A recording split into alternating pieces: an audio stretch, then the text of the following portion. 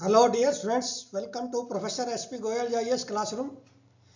प्यारे विद्यार्थियों, आज हमारे पास 59 डेज है आज का मिला के।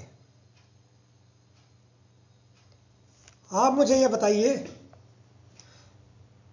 कोई प्रोफेसर पूरे एक साल 4-4 घंटे 5-5 घंटे न्यूज़पेपर का एनालिसिस करके थोरोली और 100% क्वेश्चन आपको प्रीलिम्स और मेंस के निकाल के दे दे और मेन के मेन पॉइंट्स भी बना के दे दे और उसमें से आपके 20 से 25 क्वेश्चन आराम से आ जाएं, आपने याद कर लिए, तो यह बताइए 40 नंबर बढ़ जाएं आपके, तो क्या हर्ज है? आप जवाब दीजिए मुझे। इस कोर्स में तो मतलब ये समझ लिया, एनरोलमेंट के लिए लाइन लगनी चाहिए थी। बच्चों को पता ही नहीं है, जिनको पता है वो अभी जो है उनको विश्वास होगा 25 मई को। भाई आप एक चीज़ समझिए, एग्जामिनर का माइंडसेट है, उसको नहीं समझ रहे आप कोचिंग इंस्टीट्यूट के हिसाब से चल रहे हैं या ऑनलाइन क्लासेस के हिसाब से। यूपीएससी को समझिए, वो आपका जो है न्यूज़पेपर में से इतने क्वेश्चन बढ़ाता जा रहा है। स्टैटिक भी उसमें से बहुत सारे आएंगे, करंट तो आएंगे ही, और करंट के जो है मान लिया 40 क्वेश्चन आ गए और उसमें से आपके 25 ठीक हो गए, आप तो जो है सबसे आगे रहोगे इंडिया में। और क्यों ना ठीक हो गए, जब हमने एक साल इतनी मेहनत की है, करंट अफेयर्स पे इतनी मेहनत की है, उसमें से हमने प्रीलिम और मेन का कोई क्वेश्चन नहीं छोड़ा। और ऐसे मेन में आप देखना, आपके कम से कम 100 नंबर का आएगा, जिसमें से आपके 55-60 नंबर बढ़ जाएंगे मेन में। मेरी बात को याद रखना आपने। क्या कोई ऐसा प्रोफेसर है जो आपके रोजाना लिख ले? मैं जो है ये देखिए, ये कॉपी देखिए, ये कॉपी एक महीने में मेरी एक कॉपी भर जाती है क्वेश्चंस की न्यूज़पेपर में से, और फिर मैं टाइप करा के आप तक भेजता हूँ पीडीएफ रोजाना। इतनी ट्रांसपेरेंसी है कोर्स में, इतनी ट्रांसपेरेंसी इंडिया में आप कहीं हो तो मुझे कमेंट बॉक्स में जरूर बताना कि कोई ऐसा प्रोफेसर है जिसका 4 डिकेड से ज़्यादा का एक्सपीरियंस हो, जिसको यूपीएससी के पेपर सेटर के माइंड की समझ हो, वो क्या चाहता है यूपीएससी, क्या वो जो है प्रीवियस ईयर क्वेश्चन जो आए हैं उससे मिलते जुलते हैं। जब आपको 4-5 हज़ार क्वेश्चन, मान लिया आपको 5,000 क्वेश्चन मैंने दे दिए और 4,900 आपसे ले रहा हूँ, तो आपसे 1 रुपीज़ पर क्वेश्चन, ये मान के चलो, हालांकि मुझे नहीं कहना चाहिए लेकिन फिर भी, क्योंकि आप पैसा देख रहे हैं बहुत सारे बच्चे इस समय कि जी 2 महीने हैं, इसमें क्यों पैसे खराब करें। भाई 2 महीने में यदि आपका प्रीलिम क्लियर हो गया तो क्या पता 3 बार आगे ना हो, समझे ना। तो आप ही देखिए 5,000 क्वेश्चन, और मैं जब यूनिवर्सिटी से क्वेश्चन बनाता था तो एक क्वेश्चन के वो 100 रुपये ऑनरेरियम देते हैं, यूपीएससी भी इतना देती होगी। एक क्वेश्चन फ्रेम करने में कई बार आधा घंटा लग जाता है। 1 रुपये का आपको एक क्वेश्चन मिलना बहुत बड़ी बात है। ये मैं समझ लो फ्री दे रहा हूँ, सेवा कर रहा हूँ बच्चों की, स्टूडेंट्स की, ताकि किसी को ये गिल्ला शिकवा ना रहे भी मेरे पास पैसे नहीं थे इसलिए मैं फेल हो गया, बस। और जो यदि आप मान लिया कोर्स लेते तो आप 5 मॉक टेस्ट एक बार खरीद के देखो, 5 मॉक टेस्ट। उन 5 मॉक टेस्ट से आपको ये रहेगा कि भाई ये मॉक टेस्ट आप सभी इंस्टीट्यूट, जो 3-4 बड़ी बड़ी इंस्टीट्यूट हैं ओल्ड राजेंद्र नगर में, उनके मॉक टेस्ट कर लीजिए आप। 10-10, 20-20, 50-50 कर लो, मेरे सिर्फ 5 कर लो आप खरीद के। वो 5 मॉक टेस्ट आपको भारी पड़ेंगे उन 50 से, चाहे वो कितनी बड़ी इंस्टीट्यूट है ओल्ड राजेंद्र नगर की। ये मेरे अगेन मैं ये बड़ी जिम्मेवारी से बता रहा हूँ आपको, उनसे पता चल जाएगा कि मेरा कोर्स क्या है।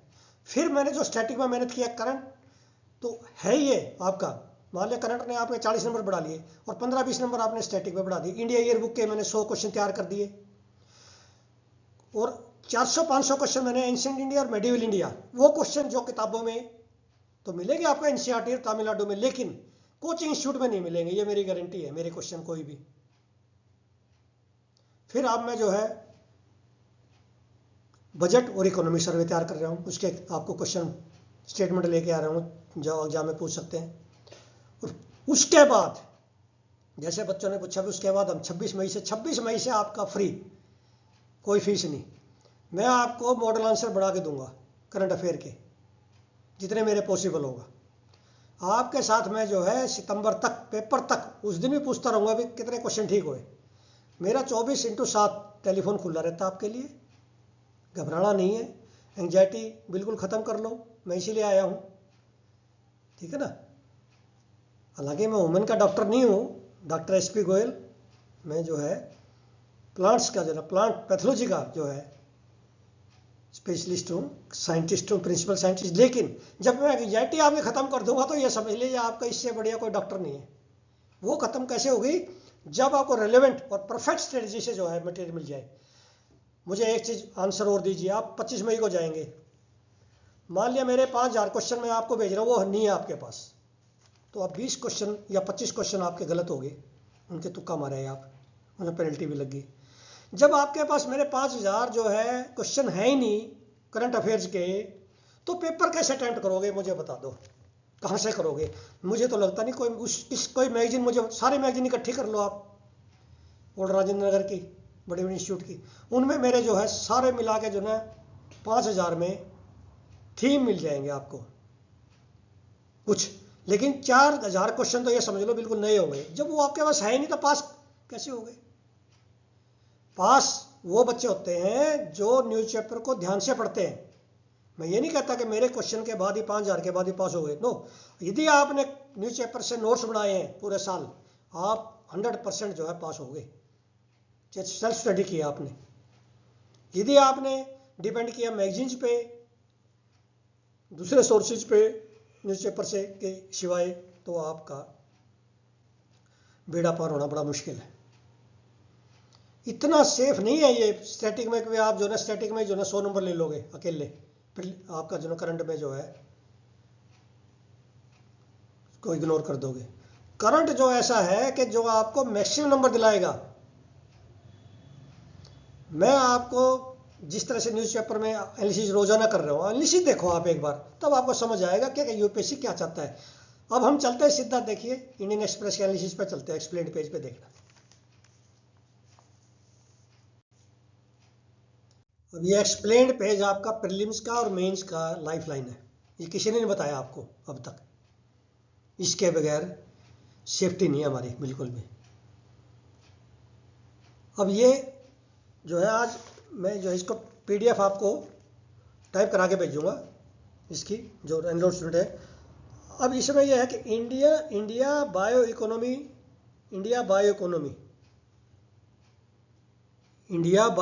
रिपोर्ट किसने निकाली है? अभी आई है ये कल, इंडिया बायो इकोनॉमी रिपोर्ट आई है, department of biotechnology, ministry of science and technology की। अब उन्होंने ये बताया, देखिए इसमें कि इस रिपोर्ट के हिसाब से value of India's bio economy in 2024 at more than $165 billion, जो हमारी 4.2% GDP के बराबर है, से ज़्यादा है। ये ऐसे में काम आएंगे, ये मेन में काम आएंगे डाटा भी इस तरह का कोई सिग्निफिकेंट। अब आपने ये इंडिया बायो इकोनॉमी रिपोर्ट जो है पढ़ने की जरूरत नहीं है, मैं सारा बता देता हूँ, इसके क्वेश्चन भी भेज दूंगा आपको PDF में, यही काफ़ी है एग्जाम के लिए। सबसे पहले तो इन्होंने लिखा बायो इकोनॉमी की डेफिनेशन क्या है। बायो इकोनॉमी की डेफिनेशन नोट करो, लिख लो, इसमें लिखा है, देखना, ये यूटिलाइजिंग बायो रिसोर्सेज में बायो इकोनॉमी की डेफिनेशन लिखा है। अब ये डेफिनेशन मुझे पता बायो इकोनॉमी क्या होती है, लेकिन ये डेफिनेशन मैं नहीं लिख सकता था। ये नहीं लिखूंगा तो नंबर नहीं आएंगे, मेरे भी नहीं आएंगे, एग्जामिनर के भी नंबर नहीं आएंगे, एग्जामिनर इस तरह नहीं लिखेगा तो। अब ये देखिए, bio economy refers to industrial use, bio economy refers to the industrial use of biological resources. Biological resources कौन कौन से हैं? Plant, animals and micro organisms, and the replication of natural biological processes. Natural biological processes जैसे बहुत सारी है, बताइए। जैसे नाइट्रोजन फिक्सेशन होती है, एनवायरनमेंट से बैक्टीरिया करते हैं राइजोबियम पल्सीज में, लेग्यूम्स में, वो क्या है? Biological process. फर्मेंटेशन है, एनारोबिक फर्मेंटेशन से हम इथेनॉल बनाते हैं, वो क्या है? Biological process. ऐसे बहुत सारे एग्जांपल दे सकते हैं आप, समझिए, ये समझेंगे तब आपका जो है आगे मेन में अच्छे नंबर आएंगे। प्रीलिम तो क्लियर करा दूंगा मैं आपका। And the replication of natural biological processes in the production of goods and services. और वैक्सीनेशन बन रही है, वो बायो इकोनॉमी का पार्ट है। फार्माक्यूटिकल में, एग्रीकल्चर में GM क्रॉप आ रही है, वो भी इसी का पार्ट है। फार्माक्यूटिकल में, हेल्थ में वैक्सीनेशन, फार्माक्यूटिकल में दवाइयाँ बनाते हैं, वैक्सीन, ये जो है एंटीबायोटिक है। जैसे एंटीबायोटिक क्या है, वो भी बायोइकोनॉमी का वो है, समझ गए ना। तो ये जो है बड़ा इंपॉर्टेंट है। अब इसका जो है इसका मेन का क्वेश्चन भी आपका जो है मैं बता देता हूँ। मेन का मैंने प्रीलिम के भी निकाला, मेन के, how biological processes are contributing in bio economy in India. क्या स्टेटस है, क्या हमारा टारगेट है। 2047 तक जो है हमारा $1 ट्रिलियन का टारगेट है, 2030 तक 300 बिलियन का, और आज हमारा 165 बिलियन पे खड़े हैं हम। बहुत बड़ी इकोनॉमी है ये, समझ गए। तो how biological processes are contributing in bio economy in India, justify your answer with example. ये मैंने बढ़ाया है, अपने एग्जांपल देने हैं आपने इसमें खूब दबा के। और फिर आप देखिए सबसे ज्यादा महाराष्ट्र कंट्रीब्यूट कर रहा है, महाराष्ट्र $35 बिलियन, महाराष्ट्र, फिर कर्नाटका, फिर तेलंगाना, गुजरात, तेलंगाना में हैदराबाद में है ना बहुत सारी इंस्टीट्यूट। तो अब ये यूनिवर्सिटीज भी कर रही है, रिसर्च इंस्टीट्यूशन, CSIR, ICAR, बहुत सारी फार्मास्यूटिकल कंपनी सब रिसर्च कर रही है। वो सारे जो है मिला के है ये। कितना अच्छा आर्टिकल, सोचता था क्या कोई अब तक सोच, मेरे को भी नहीं पता था बायो इकोनॉमी पे मेन में क्वेश्चन आ सकता है या प्रीलिम में आ सकता है। जब ये रिपोर्ट आई, इंडिया बायो इकोनॉमी रिपोर्ट, ये किसने दी है, तब पता चला है, यहाँ आज आया है। एक्सप्लेन पेज इसलिए इंपॉर्टेंट है। देखिए हमें जैसे 25 मई का पेपर आपको नहीं पता क्या आएगा, 24 मई को भी नहीं पता क्या आएगा, इसी तरह आज एग्जामिनर को नहीं पता मुझे कल क्या क्वेश्चन डालना है। मान लिया कल पेपर बनाएगा तो कल न्यूज़पेपर से दूसरा क्वेश्चन होगा, उसको नहीं पता क्या डालना था, आज नहीं पता उसको। मुझे भी नहीं पता था कि बायो इकोनॉमी का चैप्टर मैंने पढ़ाना आज। यही यूपीएससी का खास बात है, यही उसकी खासियत है यूपीएससी की,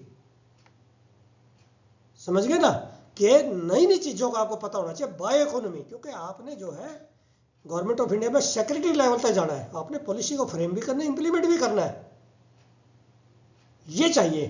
फिर आगे देखिए bio E3 push, bio E3 के मैंने इतने क्वेश्चन बना के दिए आपको। व्हाट इज बायो E3, 2024 में गवर्नमेंट ऑफ इंडिया ने स्कीम लॉन्च की है बायो E3, उसमें biotechnology for economy, environment and employment. और इसका क्या ऑब्जेक्टिव है, to establish India as a global hub for bio manufacturing and a major centre of research and development in biotechnology. ये biotechnology की scheme है bio E3, समझ गए। ये जो है आपने इसमें से नोट्स बना लिया आपने पूरे साल इस तरह से, तो आपका ना प्रीलिम में कोई फेल कर सकता आपको माइका लाल, और ना कोई मेन में आपका रैंक रोक सकता। अब मान लिया आपने अखबार नहीं पढ़े, आप पूछेंगे क्या करें भाई, आप जो है आंख बंद करके इस कोर्स को लीजिए, 4-5 हज़ार क्वेश्चन आपके पास पहुंच जाएंगे, और कम से कम 10, 15, 20 हज़ार रुपये का आपका कॉम्प्लीमेंट्री मटेरियल, जिसमें आपको 8 से 10 मॉक टेस्ट, फ्री वालों को तो 8 से 10 मिलेंगे, पेमेंट वालों को सिर्फ 5 मिलेंगे, समझ गए। आपको एंशिएंट मेडिवल के ऐसे क्वेश्चन बना के दिए हैं मैंने जो आप सोच नहीं सकते। एंशिएंट इंडिया में से और मेडिवल इंडिया, NCERT और तमिलनाडु आपसे निकलेंगे नहीं वो। फिर इंडिया ई बुक के 100 से ज़्यादा क्वेश्चन आपको पहुंच जाएंगे। वर्ल्ड मैप की सीरीज, सारे वर्ल्ड के क्वेश्चन आपके ठीक हो जाएंगे, आई टेल यू। पिछली बार भी 100% ठीक हो गया हमारे। एनवायरमेंट की सीरीज, इकोनॉमी के क्वेश्चन आपके PDF में, मतलब आपको ऐसा मैं फुल प्रूफ ऐसा जो है इतना एक्सपर्ट बनाना चाहता हूँ, जाते आपके पहले झटके में ही, पहली बार में ही 50-55 क्वेश्चन ठीक हो जाए, और 65-70 से ज़्यादा मैं अटैम्प्ट नहीं करने दूंगा आपको, इतनी आप मैं एक्यूरेसी लेके आऊँगा। अब ये एक्सप्लेन्ड पेज पे एक्सप्लेन्ड लॉ ऐसे आता है, explain science, explain space, explained economy, ये एक्सप्लेन्ड पेज हमारी जान है। अब ये देखिए आप पिक्चर देखिए पहले, वाइस प्रेसिडेंट ऑफ इंडिया जो है, floor leaders of different political parties in Rajya Sabha, उनकी मीटिंग ले रहे हैं, ही इज कंडक्टिंग मीटिंग। जब इतने हाई लेवल पे मीटिंग हो रही है सभी पार्टीज की, और NJAC पे हो रही है से रिलेटेड, तो ये क्यों नहीं आएगा एग्जाम में दोबारा। हम सोचेंगे यार ये 2014-2015 क्वेश्चन फिर आ गया, नहीं, ये दोबारा से जो है, जब भी किसी सुप्रीम कोर्ट, हाई कोर्ट की जजेस की जो है, जब करप्शन की जो है या कोई बड़ा मुद्दा आता है, तब ये चीज़ें जागती हैं। अब ये जो है इसमें पूरी डिटेल दे दी पिछली NJAC और 99th constitutional amendment act, 99th constitutional amendment में क्या था, उन्होंने आर्टिकल 124 में इसको कॉन्स्टिट्यूशनल बॉडी बना दिया था, एनजेसी को, जो अपॉइंटमेंट करेगी हाई कोर्ट के, सुप्रीम कोर्ट के जजेस की ट्रांसफर, जो भी कोलेजियम की जगह। लेकिन सुप्रीम कोर्ट ने उसको ड्रॉप कर दिया, स्ट्रक डाउन कर दिया, और यह कहा कि अपॉइंटमेंट ऑफ जजेस जो है ये इंडिपेंडेंस, जुडिशियल इंडिपेंडेंस की जरूरी है, and it is the basic structure of the constitution. इसमें लिखा हुआ है, मैं अपनी तरफ से नहीं बोल रहा। अब इसमें यह भी लिखा हुआ है, कोलेजियम सिस्टम जो है ये कॉन्स्टिट्यूशन में लिखा हुआ है, ये फर्स्ट जजेस केस, सेकंड जजेस केस, थर्ड जजेस केस, ये तीनों याद रखना, इनमें से एक क्वेश्चन कभी भी आ सकता है। कोलेजियम सिस्टम जो है इवॉल्व हुआ ए फर्स्ट जजेस केस, सेकंड जजेस केस, थर्ड जजेस case, none of the above, ऐसे आएगा क्वेश्चन। आप जो है क्या है कि आपने सुने हैं ये क्वेश्चन और कई बार पढ़ लिए, लेकिन वहां पे भूल जाएंगे। ये सेकंड जजेस में आया था कोलेजियम सिस्टम में, थर्ड जजेस में आया था। अब इसके अंदर जो है, अब मैं हमेशा कहता हूं स्टैटिक भी इसी के अंदर होता है बहुत सारा हमारा। आर्टिकल 124 क्लास 2 है और आर्टिकल 217 क्लास 1 है। ये डील करती है सुप्रीम कोर्ट और हाई कोर्ट के जज की अपॉइंटमेंट रिस्पेक्टिवली। 124 तो करती है, 124 की 2 क्लास तो करती है सुप्रीम कोर्ट की, और 217 आर्टिकल जो है कॉन्स्टिट्यूशन की वो करती है हाई कोर्ट के जजेस की। समझ गए? ये स्टैटिक का हो गया, ये आपको इसमें मिलेगा लक्ष्मीकांत में। तो जुडिशियल अपॉइंटमेंट पे आपको बिल्कुल कोई वो नहीं होनी चाहिए। फिर उसके बाद ये देखिए आप, जो कोलेजियम सिस्टम है, क्या आपको पता है सुप्रीम कोर्ट का अलग है, हाई कोर्ट के लिए अलग है अपॉइंटमेंट के लिए। सुप्रीम कोर्ट में 4 सीजीआई हेड करेगा, 4 सीनियर मोस्ट जजेस अदर। हाई कोर्ट में बताइए, हाई कोर्ट के अलग है, उसमें क्या है, सीजीआई हेड करेगा और कंप्राइजिंग ऑफ 2 सीनियर मोस्ट जजेस ऑफ दैट कोर्ट, उसी हाई कोर्ट के। ठीक है, तो ये जो है, और उसके बाद यह देखिए 99th amendment expanded article 124 expand किया था, लेकिन वो ड्रॉप डाउन होगी, स्ट्रिक डाउन होगी। तो क्रिएट एनजेएसी जो है एक कॉन्स्टिट्यूशनल बॉडी बनाई थी रिप्लेस करने के लिए कोलेजियम सिस्टम से, लेकिन सुप्रीम कोर्ट ने उसको स्ट्रक डाउन कर दिया। याद रखना आपने ये आर्टिकल पढ़ के आप ऐसे नोट्स बनाओगे। अब ये क्या कर रहे हैं वाइस प्रेसिडेंट ऑफ इंडिया कि यदि हम वापस इस सिस्टम पे आए तो that is a better system. ये पूछ लेंगे आप, कोलेजियम और एनजेएसी में से कौन सा बेटर, आप क्या ओपिनियन दो। इस आर्टिकल से दे सकते हो, वैसे नहीं दे सकते आप। ठीक है ना, तो ये इसलिए मैं कहता हूं कि इस तरह के आर्टिकल जो है यदि आपने डिटेल में पढ़ लिए तो आपका प्रीलिम और मेन दोनों क्लियर हो जाएंगे। अब इस आर्टिकल में से कम 4-5 क्वेश्चन निकलेंगे, हम देखेंगे। जो जजेस फर्स्ट केस, सेकंड जजेस केस, थर्ड जजेस केस, फिर ये आर्टिकल, इसमें कितने क्वेश्चन बना लो आप। अब इसी में लिखा हुआ है, Harilal Kania became the first CJ. जब फेडरल कोर्ट से ट्रांसफर हुआ, सुप्रीम कोर्ट बनाया 1950 में, तो पहले जो चीफ जस्टिस ऑफ इंडिया थे वो कौन थे, हरिलाल कानिया। इसी में लिखा है, हम पता नहीं कहाँ से ये आ जाता है, हम सोचते हैं पता नहीं कहाँ से आ गया। इसमें न्यूज़पेपर से आते हैं ये क्वेश्चन, पुराने भी, हिस्ट्री के भी कई question. The constitution of India, ये तो प्रैक्टिस क्वेश्चन है। Yes, this is a practice question. इसमें आपने ये बताना कितनी स्टेटमेंट सही है। ठीक है ना, इसको मैं एक्सप्लेन नहीं करना चाहता। इसमें जो भी है आपने इसको अच्छी तरह से इस आर्टिकल को पढ़ने के बाद इसको करो। अब ये एक्सप्लेन्ड पेज पे साइंस का आ गया, अब स्पेस से रिलेटेड आ गया, मार्स का प्लेनेट है ना मार्स, उसका आ गया। अब इसमें यह बताया गया एवरी मार्शियन ईयर, मार्स का एक साल लास्ट फॉर 686.98 अर्थ डेज के बराबर है। और मार्स में सबसे बड़ी प्रॉब्लम क्या है, वहाँ पे एस्ट्रोनॉट के साथ प्रॉब्लम ये है कि वहाँ डस्ट स्टॉर्म्स बड़े आते हैं, रीजनल बहुत ज़्यादा आते हैं, पूरा डस्ट स्टॉर्म्स इतने किसी प्लेनेट पे नहीं आते। वो एक सबसे बड़ी प्रॉब्लम है कि वहाँ पे जो है इंसानों को उतारना, वहाँ पे रहना मार्स में, दैट्स वेरी डिफिकल्ट। और एक इसमें पिक्चर देखना, नासा की जो ये परसिवरेंस, ये मार्स से रिलेटेड है, ये रोवर है, ये फोटो दिखा रखी है मार्स। परसिवरेंस आ गया तो आपने ये बताना है कि ये नासा से रिलेटेड और मार्स का जो है मिशन का है।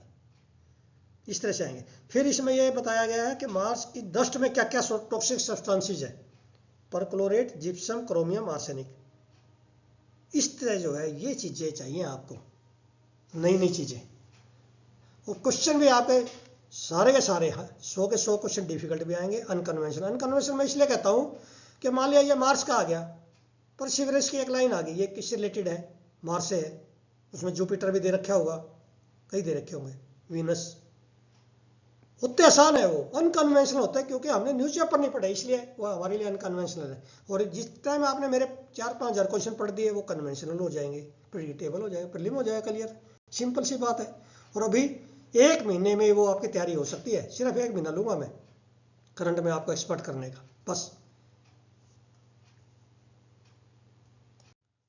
और ये ओपिनियन पेज पे बहुत अच्छा आर्टिकल है, ये पीएचडी स्कॉलर ने लिखा है, सिंगापुर से है ये, role of communities in conserving water. एक तो आप जब मेन में लिखो है ना कम्युनिटीज की, जब तक आप सारे स्टेक होल्डर को साथ में नहीं लोगे तब तक कोई प्रॉब्लम सॉल्व नहीं होगी। कंजर्विंग वाटर जो है ये रोल ऑफ कम्युनिटीज। अब मान लिया वाटर शेड मैनेजमेंट करते हैं हम, वहाँ पे आदिवासी इलाके में ट्राइबल, वो बताएंगे हमें ज़्यादा ग्रेडियंट। वो लोकल जो होते हैं, though they are not literate but they are very intelligent, वो बताएंगे लोकल कंडीशंस भी, ऐसे आप जो ना वाटर शेड की तैयारी करो। उनकी नॉलेज, इसको कहते हैं आईटी के, इंडिजिनस टेक्नोलॉजी होती है उनके पास, इंडिजिनस नॉलेज होती है। इंडिजिनस नॉलेज को यूज करना, रोल ऑफ कम्युनिटीज।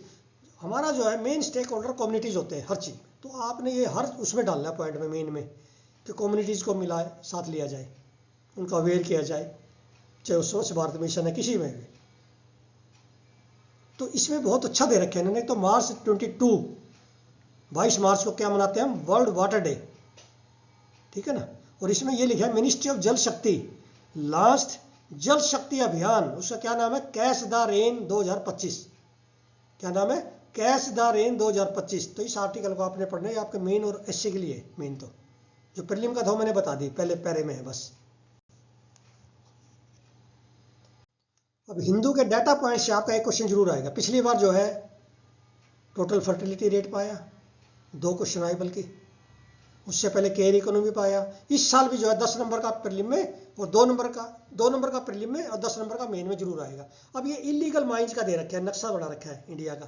देखो आप, तेलंगाना में 17,000 से ज़्यादा है, तेलंगाना नंबर 1 पे इलीगल माइंस में। अब इसमें क्वेश्चन क्या बढ़ेगा, ये आपने एग्जाम्पल देने हैं, फिर एग्जाम्पल में काम आएगा ये आर्टिकल आपको नंबर दिलाने के लिए। इसमें क्वेश्चन क्या बनेगा कि इलीगल माइन जो है ये जो है प्रेवलेंट है हमारे इंडिया में, क्या रीजन है, क्या इनके कॉन्सिक्वेंसेज है, क्या इनसे नुकसान होता है। जैसे ब्लास्टिंग होती है, आपने देखा ना, वहाँ रेड होल माइनिंग होती है मेघालय में, ब्लास्ट होता है, उसमें फंस जाते हैं, फ्लड आ जाता है, पानी भर जाता है, क्योंकि इलीगल माइंस है। स्टेट गवर्नमेंट को जो है नुकसान होता है रेवेन्यू का, और माफिया बन जाता है वो जो ना, बड़े बड़े पॉलिटिशियन की इनको जो ना वो मिल जाती है सपोर्ट। तो ये सारे इसमें दिए हुए हैं। तो कहा जाता है कई बार इलीगल माइंस के क्या रीजन है, क्या कॉन्सिक्वेंसेज है, कैसे क्या मैयर ले सरकार इनको खत्म करने के, इनको लीगलाइज करवाने के लिए क्या मैयर ले। तो ये एक 10 नंबर का क्वेश्चन आ गया, क्योंकि ये कलेक्टर से संबंधित है, सीधा डिस्ट्रिक्ट कलेक्टर से संबंधित है। तो कलेक्टर का काम है ये करवाना, इलीगल माइंस को बंद करवाना, इसलिए ये क्वेश्चन इंपॉर्टेंट है। नया क्वेश्चन है ये, अब तक आया नहीं आज तक। अब ये साइंस पेज पर रोजाना मैं 1-2 क्वेश्चन देता हूँ, यही एग्जाम में आएंगे प्रीलिम मेन में। अब ये देखिए, bad map 3 of Antarctica. Bad map 3 आपने पहली बार सुना है, मैंने भी पहली बार सुना, एग्जामिनर ने भी पहली बार सुना होगा, वो यहीं से देगा। जैसे मैं भी जब भी पेपर पढ़ाता था, वो मुझे आते नहीं थे कई क्वेश्चन, जब मैं पढ़ता था ना न्यूज़पेपर से या एनसीईआरटी से, तब देखता था तो बड़ा इंपॉर्टेंट क्वेश्चन है, सबको पता होना चाहिए हर बच्चे को। लेकिन मुझे पता था ये क्वेश्चन 90% बच्चों को नहीं पता। और बैड मैप 3 आता है तो 90% बच्चे एंटार्क्टिका नहीं लिखेंगे। तो ये इस तरह के क्वेश्चन आएंगे। उसके बाद ये देखिए, ये जो है न्यूट्रिनोज, ये पहले भी मैंने दिया है इस पे। Neutrinos are the second most abundant sub atomic particle in the universe after photons the particle of light. ये इस पे फोटोन्स पे, न्यूट्रिनोज पे आर्टिकल आया हुआ है। They are produced in radioactive decay, they are also made during nuclear fusion. तो ये इस तरह की जो टर्म्स आती है ना, ये जो टर्म आती है न्यूट्रिनोज, ये आपके एग्जाम में सीधे आएंगे 2 नंबर के प्रीलिम में। तो इस तरह से ये कितना इंपॉर्टेंट आप देखिए। आप ये एक बार ये छोड़िए, आपके भी ये लंबी होगी वीडियो या मुझे समय नहीं है, आप एक बार देखिए कि इसका कंटेंट देखिए कहाँ से निकाल के ले आऊँ मैं एग्जाम के लिए। और इसी तरह से आप पूरे साल के नोट्स पढ़ लोगे, ये मेरे स्टेटमेंट पढ़ लोगे, करेक्ट स्टेटमेंट दूंगा आपको पूरे साल की 5,000 4,000, क्वेश्चंस की, मतलब करीब करीब 18-20 हज़ार स्टेटमेंट होगी। आप एक महीने में पढ़ दो, आपकी किस्मत जाग जाएगी। Thank you very much.